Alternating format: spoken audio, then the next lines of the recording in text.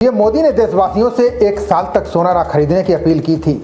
इस अपील के 24 घंटे बाद ही सरकार ने सोने के साथ ही चांदी पर भी कस्टम ड्यूटी बढ़ा दी है। इससे देश में सोने और चांदी के दाम में जबरदस्त उछाल आ गया है। विपक्षी दलों ने सरकार के इस कदम की आलोचना की है।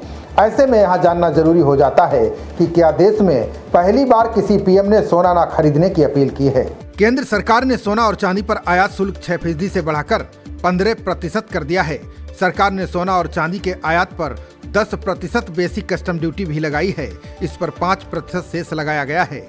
इससे राजधानी दिल्ली में सोने की कीमत मंगलवार को 1500 रुपये प्रति ग्राम यानी लगभग 1% बढ़कर 1,56,800 रुपये प्रति 10 ग्राम हो गई है।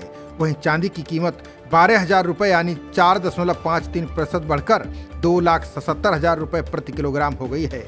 अंतर्राष्ट्रीय बाजार में हाजिर सोने की कीमत $42.33 यानी 1% घटकर $4,692 प्रति औंस पर रही। बता दें कि भारत का सोने का आयात 2025-26 में 24% से बढ़कर अपने उच्चतम स्तर $71.98 अरब पर पहुंच गया।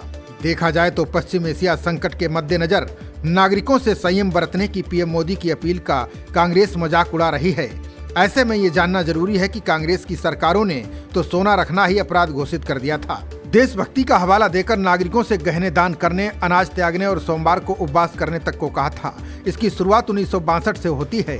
चीन से युद्ध के दौरान अर्थव्यवस्था दबाव में थी। तब प्रधानमंत्री जवाहरलाल नेहरू ने नागरिकों से राष्ट्रव्यापी अभियान चलाकर देशभक्ति का हवाला देते हुए राष्ट्रीय युद्ध कोष में आभूषण दान करने का आग्रह किया था।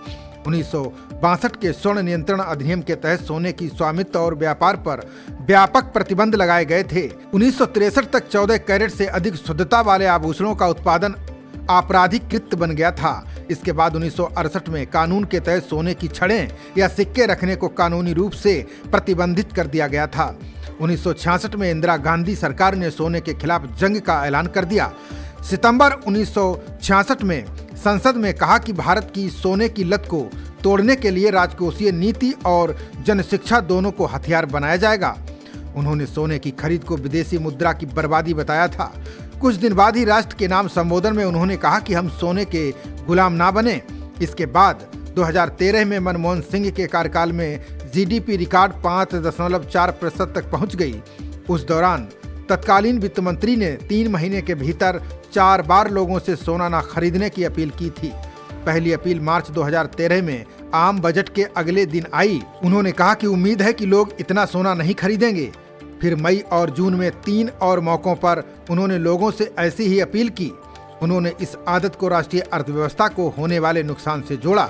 दूसरी ओर कांग्रेस पीएम मोदी के पेट्रोल डीजल बचाने और यात्रा कम करने की अपील को आर्थिक कमजोरी का सबूत बता रही है। वहीं वो खुद का इतिहास भूल जाती है। मनमोहन सरकार में जब ईंधन पर सब्सिडी से राजकोषीय घाटा बढ़ने का खतरा मंडरा रहा था, तब प्रधानमंत्री मनमोहन सिंह ने भी जनता से अपील की थी। उन्होंने कहा था कि विश्व स्तर पर ईंधन की कीमतें बढ़ रही हैं। हमने आपको बचाने की कोशिश की है। ईंधन पर सब्सिडी बहुत अधिक है। सब्सिडी का बिल 2 लाख करोड़ रुपए से भी अधिक है। इसके लिए पैसा कहां से आएगा? पैसा पेड़ों पर नहीं उगते। खबरों का सिलसिला जारी रहेगा। देखते रहिए जनप्रवाद। नमस्कार।